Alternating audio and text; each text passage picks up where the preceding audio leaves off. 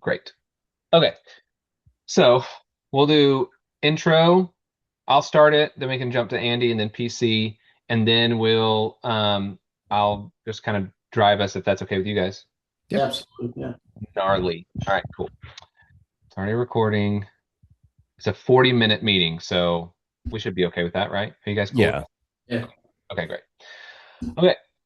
Well, hey, welcome everybody. My name's Ty Carlson. I'm a sci-fi author with Four Horsemen Publications, and I'm joined tonight by two of my good friends who are also sci-fi authors, but I will let them introduce themselves. Andy, why don't you start? Hi, everybody, I'm Andy Hanson. I'm a sci-fi author, as Ty was saying, with Four Horsemen. I got my Despot Chronicles series just completed this month, actually, and I'm looking forward to going to PopCon and hanging out and chatting with these fellas and everybody else who shows up. And I am PC Nottingham, science fiction and fantasy author at your service. So my first sci-fi series is out and done and ready for you.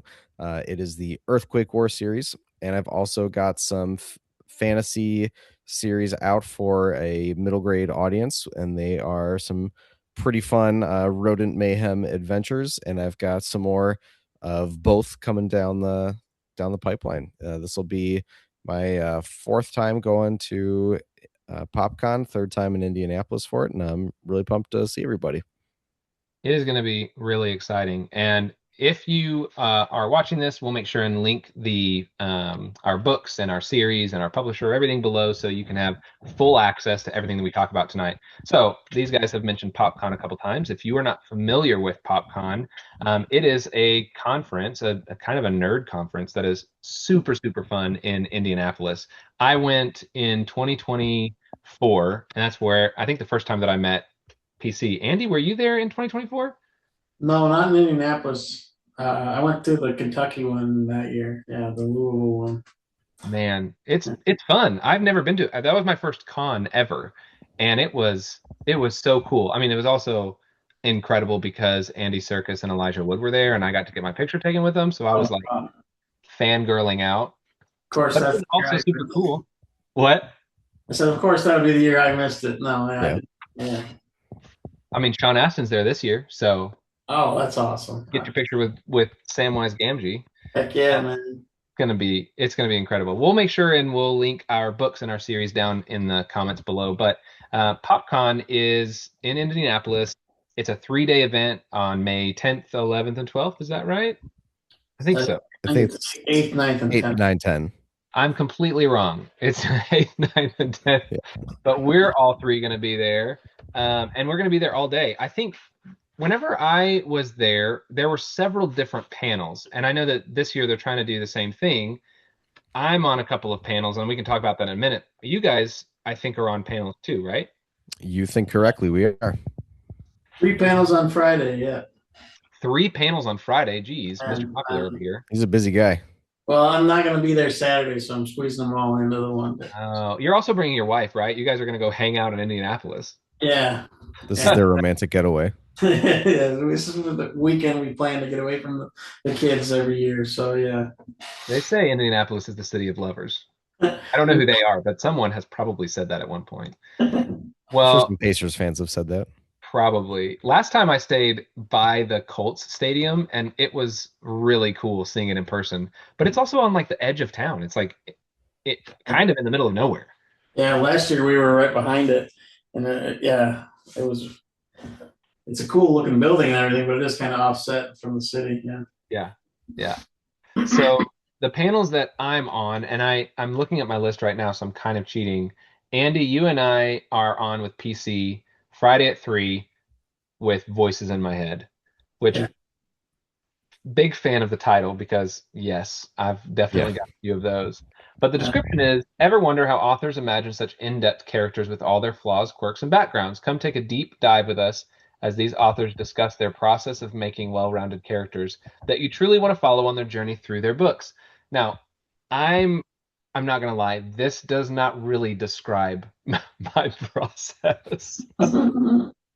So let's give a little, just a like a 1 minute preview of how do you plan your characters, Andy? Well, that's a tough question. Plan my characters, I kind of plan the story. A lot of the times, I come up with a character, and that story is built from there. Yeah. But I like to have certain. If I'm writing in a particular genre, I gotta hit like certain archetypes. Yeah. So you gotta plan. You gotta. I feel like you gotta do your outline fully first before I can come up with specific characters in it. That's my modus operandi at the moment, but I could change it and Yeah. change So, my next book. yeah. Are you consider yourself a pantser or a plotter by nature? Pantser, yeah, definitely. Yeah, based on Like the that, spreadsheet that PC showed us a few minutes ago, I'm going to guess he's a plotter. Oh, I'm quite the yeah, plotter. Yeah, yeah. I All right, so plotted how do good. you plot out your characters then? So my first, it depends on if I come up with the plot first, like the skeleton of the plot, or if I come up with the character first. But they end up being kind of the same thing in the end. If I think of the plot first, my next question is, who is the worst person to solve this problem? Mhm. Wow. Okay. And then Instant drama. if I think of the character first, then my question is, what problem are they least equipped to solve? And then you have the plot, right? Yeah. Yeah. Wild. Smart. That's incredible. I mean, that's like forethought that today I was writing and I was like, do this scene, this scene. It was like, oh, there's a new character standing there. This is their name, blah, blah, blah. And they're from planet blah, blah, blah. And I literally sat there and was like, well, now I have to come up with their background. That's annoying. So I put in brackets, like, come up with background and then moved along. It's Yep. like, I'll come back later. Brackets are your friend. Yes, and then Control F whenever you're editing. It's like, oh my gosh, I've got to come up with that's editing is a whole other story. We're not going to get into it tonight. I could literally talk for hours about it. Yeah. Oh geez. Yeah, if there's sometimes I get a little annoyed and desperate when I'm trying to get names. Like that's one of the harder things about sci-fi when there's like an abstract planet. But I can tell you that in the follow-up series to the Earthquake War, the Aftershock series, there may or may not be a settlement named Tykar, and there may be another one named Anhan. Nice. We're famous, Andy. We're famous. We got to return the favor. There's definitely going to be a peanut or something. Oh my gosh. Okay, so I don't know if you guys have ever had this happen, but I had a friend at work and she was like, I need you to do this thing to this person, to a person named this. And I came up with the name of the character, changed it, of course, but the name of the character is Rob as the first name and Bert as the last name. And I don't know why, but I just died. I was like literally writing it. I was like, Rob, Bert, this is the funniest crap I've ever written. And I thought it was funny, and then I told someone else, and they were like, "Yeah, that's cute." I feel like an idiot. Yeah, the in Mummified Moon, my first book, there's a monster, and it's there's one scene where it's just going on a rampage and it kills a bunch of like red shirt characters, and all of them are mashup names of exes from people in my writing group. That's incredible. So Yeah. I just asked like, hey, tell me some exes that were really awful, and I got a long list very quickly. So then I just rearranged a couple of them, and those Yeah. they all Who got do you want squashed. to die in my book, friends? I don't know if you've heard of Brady Hunsaker. He's a pretty big TikTok book writer. He did some kind of contest where he was like, if you want to be in my book and you pre-order it, I'll do like a random selection and one of you will be in my book as this character. And I was like, that's actually super cool to get involvement. But then you're like, what if it's a name that doesn't really fit your world very well? You know, like Yeah. I don't know. I thought it was super clever. But Maybe Like if you have a character named Tobias Beckett in a Star Wars movie. Yeah. That's a good name. When Woody Harrelson is already a Star Wars name. oh no. Yeah. Yeah, I tell people that all the time. Like, if you cosplay as one of my characters, you can name something. Like, you have Oh, naming yeah. rights to a character or a location. Go for it. A proper noun will belong to you if you cosplay as one of my characters. It's a win-win if you can take some pressure off your shoulders from naming another character and get some marketing out of it, or I some had my PR. alpha readers be like librarians in my second book, and I changed their names just enough to where they'd be a little bit different, but not crazy. So whenever they read it, they're going to be like, "Holy crap, this is me!" Yeah. It's pretty cool. Idea. All right, so we all create our characters in different ways. I do think that it's funny that this description is making well-rounded characters because I I don't know about you guys, but well-rounded characters usually aren't nearly as interesting as like the really, really bad, like they always make a bad choice, or they always think the worst, or they always think the best of someone. Like a well-rounded character usually is pretty boring. So now my question is, what's the character, and PC, you've already kind of alluded to this, but what's the character that you loved to write because they were super flawed? Um, Ben, who's a reptilian alien in the Earthquake War series, he's just such a colossal asshole. Um, and the main character of Severed Squadron and her very reluctant enemies to friends backup. The two of them they're kind of like Leslie Nope and Aquafina not exactly getting along, and the two of them just bouncing off each other. Like, one is very foul mouthed, like scratch yourself in front of you kind of mechanic, and the other one is a very uptight priss miss, and they just are at each other's throats because they fundamentally hate each other. But then they become friends, and that was a fun relationship to write. That is such a fun contest of wills. It's like you need to be appropriate, and it's like you don't need to be appropriate. Yeah. I love that conflict. That's so cool. What about you, Andy? Well, I have quite a number of depraved characters in my dystopian sci-fi epic. So there was, not everybody I enjoyed embodying, because some of them are like really bad people who I just enjoyed when their time came around to get well. To And do something to them. yeah, no, I did have a character in the second and third books of Desperate Chronicles that I just called the Glorifier, and he was basically this shirtless like street preacher kind of character that I turned him into, and he it was, I think he understood in my head that he was just playing and just taking advantage of the situation. And then I just like love writing like the big sermon speeches that he'd give on the street corner. So I enjoy that. That was, I had a lot of fun with that. That's awesome. Now, did you write those evangelical things because of experience, or did you just like make them up as you went? There was some experience there for sure. Yeah, I'm a some of 40-year-old that man. I've been in this world a while. You can't exist in the religious world. trauma here and there sprinkled in Yeah, through. no, Yeah, everybody I has get it.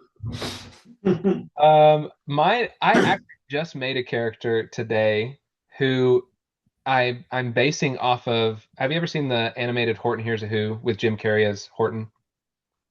No, I didn't know that they Yeah. made Okay, it's ridiculous. But there's a character in there, and her name is Katie, and she's like this like kid, but her existence is not on Earth. She's constantly talking about like these ethereal ideas, and then like she floats off at the end of the movie. She just kind of floats into the nether. It's it. ridiculous. So I have a character that is very, very weird that I just wrote today, and that is meant to offset this super serious, literal other character named Hilja, who is like, you need to do this thing because this is how the world works. And she's like, but what if we're not really here and we're just thinking that we're here, and it's like a total mind space. It's pretty fun. I did enjoy writing her.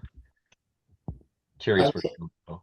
thinking of what PC said about how what this hardest situation, worst situation for this character to be in. I like the idea of putting like characters with in a room with somebody who's their complete opposite, just Yep. to see how that conversation goes. And I experience it, as I'm writing it, so I have a lot of fun with that too. Yeah. It is interesting whenever you start to develop these characters. And like I said, I kind of develop them spur of the moment, but then you get them into a situation where they're either really, you kind of are like, oh my gosh, this character would do really well in this situation, or oh no, what have I done kind of a Yeah. thing. And I always love whenever the story takes it to that point, and you kind of have to decide, like, am I going to double down and actually make this character be who they are written to be, or am I going to try and change them because I want them to have a, like a change of heart, or do I want them to develop in this certain way? Sometimes some of the most fun reads are that a character does not change in the story. You can always rely on them to be like, they're always going to be the idiot, or they're always going to be the super meticulous smart guy kind of a thing.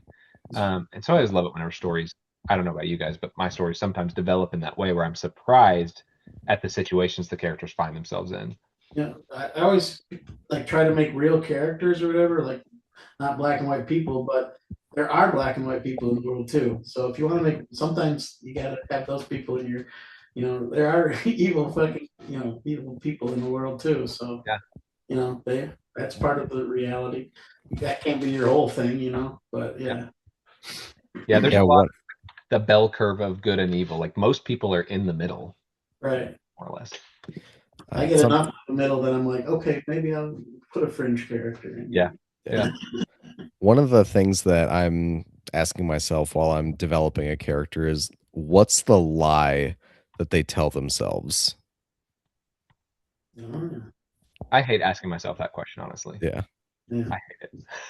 I don't think I ever explore it that cerebrally. I think I just like feel it or whatever. And I just trust that I can like flesh that out while I'm writing it. And it feels like, I don't know if I finish the chapter and it feels like this. I didn't take the character into account while I was writing the story. I'll have to go back and redo it, but I don't ever like yeah, I'm a panther. That's what I think we're experiencing that right now. Yeah. Andy's over here like, you do what? Yeah, that's brilliant. Yeah, no, I don't do that. So what do you come up with, PC? This is like, I have written an outline for a character, for one of my characters, that has included a lot of those kinds of questions, like what's the lie they're telling themselves, what's their core belief system, what's their goal, and even in this chapter, what's their goal. And I found it so difficult to keep up with because the character, while the character themselves is consistent, they're also growing or changing Yeah. in little ways. And then in the chapter, all of those things begin to change. So how do you keep up with it?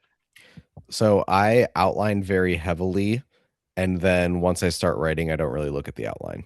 No, because you've like written so much, it's kind of already memorized. Not even that was memorized, but just like it's osmosed into me. Mhm.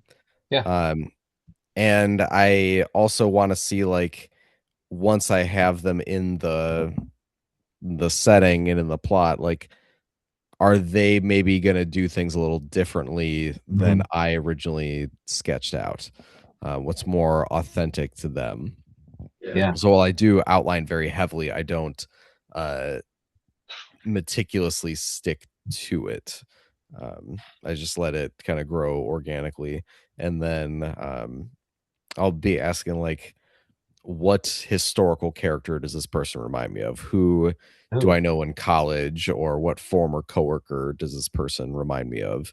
So I'm thinking about the dialogue, knowing like what their goals are, but also like they're kind of like this dude I was who lived on my floor in college, and his nickname was Turd, and this other guy whose nickname was Boomer, and everyone hated him because he told people to call him Boomer. So like what? And I'm making one of those up. One that, of them is made up. One of them's a real college friend. But that's kind of how I think about things. Like I try to combine like historical person, like this guy, um, Rick Krith in the Earthquake War series, for his I think the cool people would call it a vision board. But in my outline of him, I had a picture of Sid Vicious, and I found an image of George Washington fighting a tiger with a sword on like a Life of Pi sized boat. And the someone did like a death metal rendition of Make a Man Out of You from Mulan, and I had that song play like when you would open it up. So those things together, like that's this guy's vibe.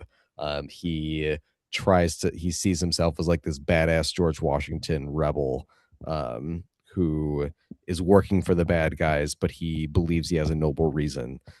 So those types of things are, I do that heavily, so it becomes kind of like muscle memory when I'm writing them. Yeah. Well, I'm screwed because that's not how I do my characters. I'm like, we'll name them this, and they have gray hair. Next. Yeah. I feel like when Well, the outline for like I don't I definitely have an outline when I start a story, but I just feel like the characters surprise me so much throughout it that Yeah. and I never stop wherever I always follow what the character says, you know. I don't know if that makes sense, but yeah. it totally, I mean, it makes sense to me because Yeah. when I made an outline for one of my books, by chapter 2, I was already in like a totally different direction. Yeah. And then I was like, what's the point? What's the point of that I spent, these 5 hours making this outline where I wanted it to go this way, and now the character surprised me, or this new character jumped in, or something happened, and it's like to rip it up and tear it away. But that's where the story is. That's where it is. Yeah. Yep. Yeah. Okay, so we're all experts at making characters now. The next panel that we're all going to be on together is called it's called Surviving Off the World. It's Friday at 7 p.m. That's a late one. But this one says the stars are so bright out there, sci-fi authors strap into a rocket heading for the far reaches of space, a galaxy where no one has gone before. Chat about the future tech, alien environments, extraterrestrial crewmates, and much more. Houston, we do have a problem. We might have to divert power from the engines to handle all this fun. I am really looking forward to this one. Yeah. Yeah. Yeah, it's like one of the fun things about sci-fi is the technology and the ways you can survive off world. Like when you talk to people about Star Wars, it's not going to be that long before they mention lightsabers and the Death Star as like things they like about it.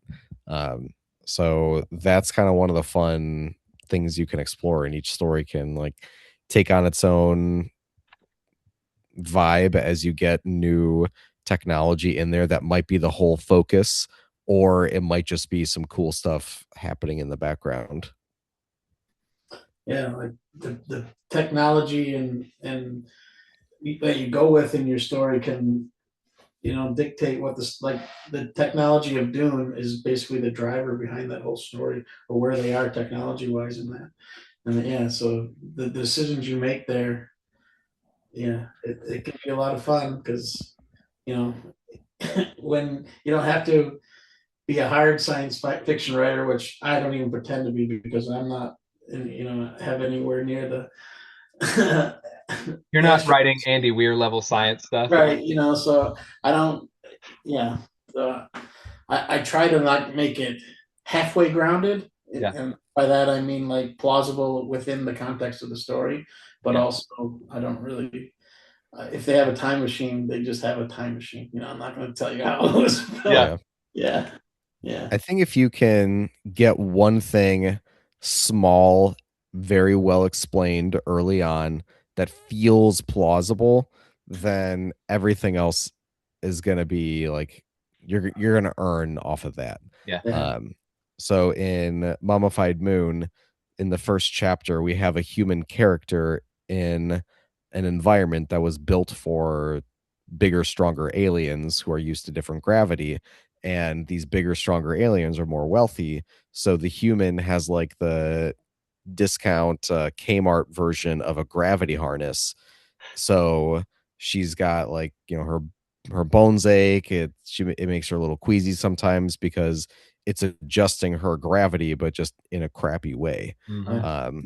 So then later, when another character messes with his gravity harness to have a cool fight, it's a little more believable because we've already seen Yeah. this technology in a lower stakes way, that when it's used for a high stakes thing, it just doesn't feel like you out of killed nowhere. to save your plot with them.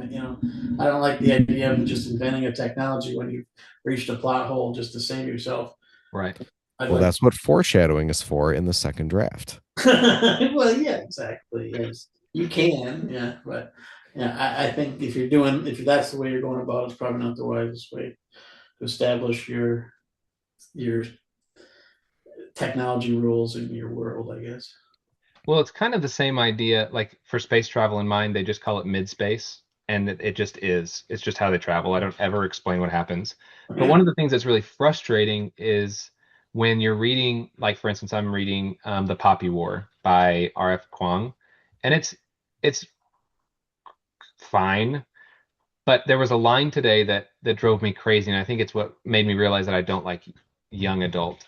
Is that the main character's fighting? She's been at school for 2 years, and she's fighting, and quote, they were fighting better than men twice their age. And I was like, no, you're not.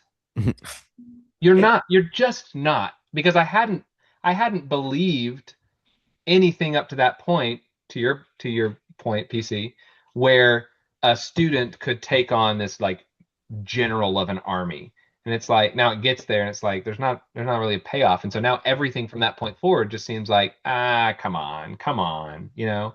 So it is Right. really important that we at least build a foundation that says, here's a thing that is real and inside my universe this works. And from there you can kind of branch out from it. I had in my Deathbed Chronicles, it was a near future kind of thing, but the technology they got was like super advanced from the that's kind of a plot point that they don't nobody and then the POV characters don't understand the technology. Yeah. So they don't have to understand how their gravity artificial gravity generators work or whatever. And That's a so I great. don't have to feel the need to I feel like I was a step removed in that from the Yeah. technology. I thought that was I don't know, a clever way of myself to not have to That was clever, Andy. Yeah. You're right. You were the so clever. physics of it. Well, okay, so we've got like 3 minutes left before we get cut off. But I want to make sure that we put our own book information out there. So if anybody does want to find it, or they want to find us online, then they'll know where to do it. So I'm Ty Carlson author on TikTok, or you can search me up on Instagram as TC Rivers 85 and Facebook Ty Carlson author too. I'm most active on TikTok, and you can find me there. I love chatting with people that are trying to learn to write or just readers that love to read. So that's where you can find me. Andy, where can everybody find you? Yeah, I'm on Facebook, Instagram, Blue Sky, and Substack is just Andy T. Hanson, or you can andythanson.com or Four Horsemen Publications. You can find me there on their website. Yeah. All right, PC, your turn. So I am on the Blue Sky at pcnottingham.busky.social. And you can find me at the Rainbow Camera app at PC_Nottingham. And if you want to pick up my books, book one in the Earthquake War series is Mummified Moon. If you want some rodent mayhem, I've got the Ninja Squirrel series, aka The Ghost in the Trees, is book one. And then my newest one that just dropped is Grove Guardians, with book one being Brothers Divided, which is more of like Crusader squirrels versus beaver knights. Did you read Redwall as a kid? Yes, I did. Great. All right, Andy, PC, it's always awesome talking with you. Thanks for joining us tonight. And I guess I'll see you in May at Indy PopCon, and hopefully we see you too, and you can come and say hey, and we'll sign your books, and we'll talk to you all about the ridiculous things we do. So thank you again for joining us, and we'll see you next time. Adios, friends. Come check us out.